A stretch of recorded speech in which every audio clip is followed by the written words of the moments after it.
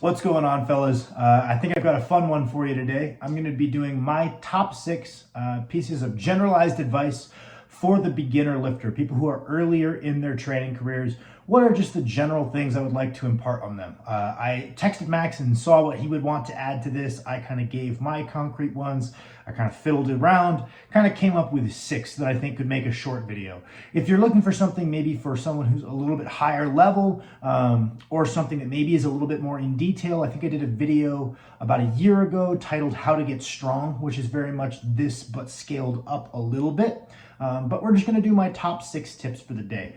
The first one, and I think the first 2 are going to pertain to our training because debatably that's the most important thing. Everybody on YouTube likes saying, well, if you could only do one or the other, or you could only do one, what would you do? Or rank these in order: sleep, food, nutrition. Which one? Or sleep, nutrition, training. Which ones are the most important? Which one's the least important? And I've always said, I don't think that's the most helpful way to think about things, because if you do any of them poorly, you're not going to be very good. You need to execute all of them across the board at a reasonable level to reach a reasonable level. So putting things in hierarchy, while it maybe is fun for some people, isn't necessarily the most productive training discussion in my mind. But that being said, I think that there's a concrete argument to be made that training maybe sits atop that hierarchy for both hypertrophy, but especially for strength, right? Because if we have a awesome diet and awesome sleep, but we have extremely pedestrian training efforts to the point where they're not really disrupting our physiology much,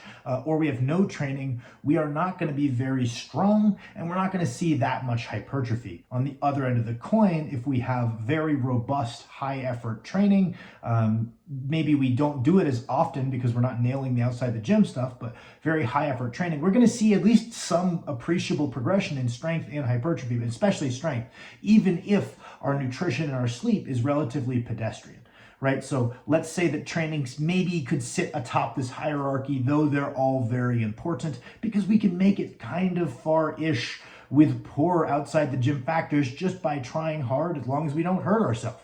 So the first one is going to tie into this, and that is, I'm just going to tell you guys that effort matters. It's easy to get wrapped up in all these videos you're watching on YouTube to get into lifting weights of people telling you like, hey, 3 RIR for accumulation of volume and then less as we approach a peaking phase and all of this stuff. Kind of, you're like, okay, the reason I'm not progressing faster is because I'm not nailing all of these seemingly complex programming variables. I'm on the wrong program, or it's my genetics.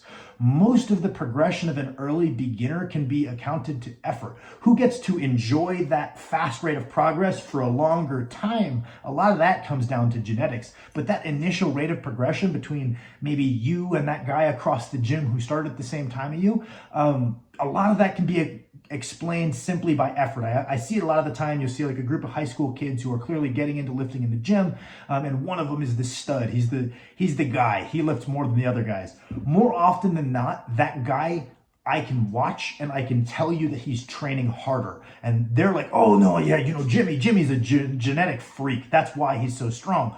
Well, Jimmy maybe wrestled earlier. He's got a little bit different of an idea about how progression happens. He doesn't think it's because he hit the right numbers on a spreadsheet. He's like, oh, it's all effort. And maybe that is a little misguided, but it's serving him really well. So your effort really matters. A lot of that early progression that you're seeing, the rate comes down to the effort. So do not be scared to work really hard. We don't want to work hard at the cost of our technique, right? That's different. Working hard, but every rep looks different, or the ROM is going away. We gotta have the discipline to stay doing the exact same motor pattern, and then like the drive to make sure that we're pushing really hard within that motor pattern. So we need to find a balance between those, but training hard is going to be your best friend. It really, really, really matters, much more than all of these specific numbers. And I want to try to get that through to people, that early on, it really, really does matter.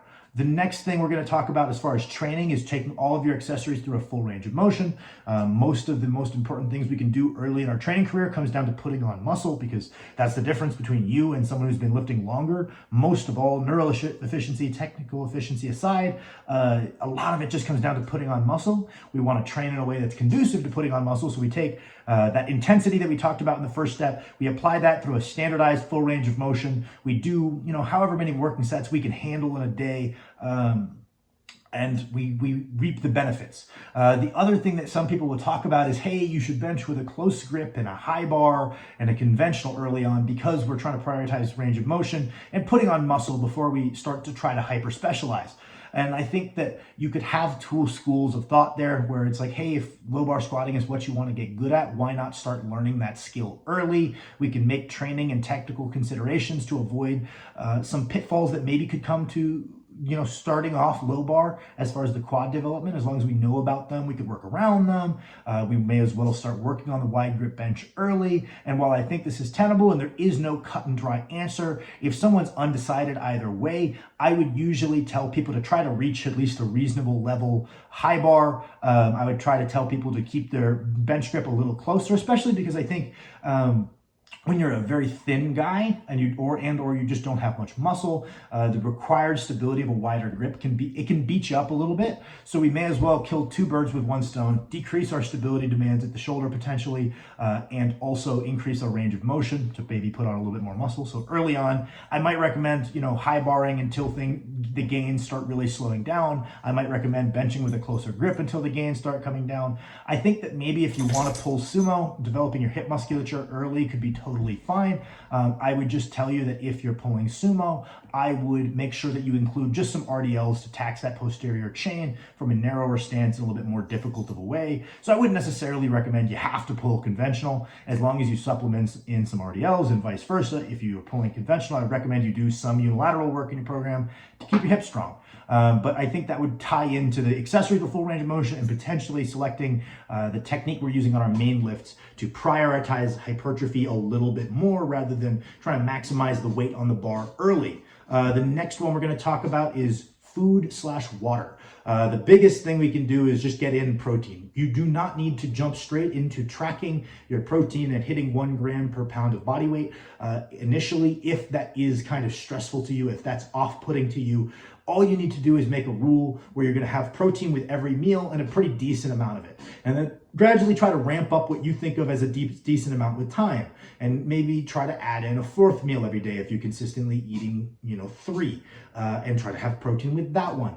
And then once you've been doing that for a while, you're like, okay, well, I eat, some kind of protein source with every single meal, and I'm eating 4 meals a day, and I'm not seeing the rate of progress I want. Then we can start saying, okay, well, let's track a day and see what our macros look like right now and adjust from there as needed and start working our way up. But that initial, habits to get stronger can be a lot more simplistic and really just be like, hey, no, every meal I try to eat as much protein as I can.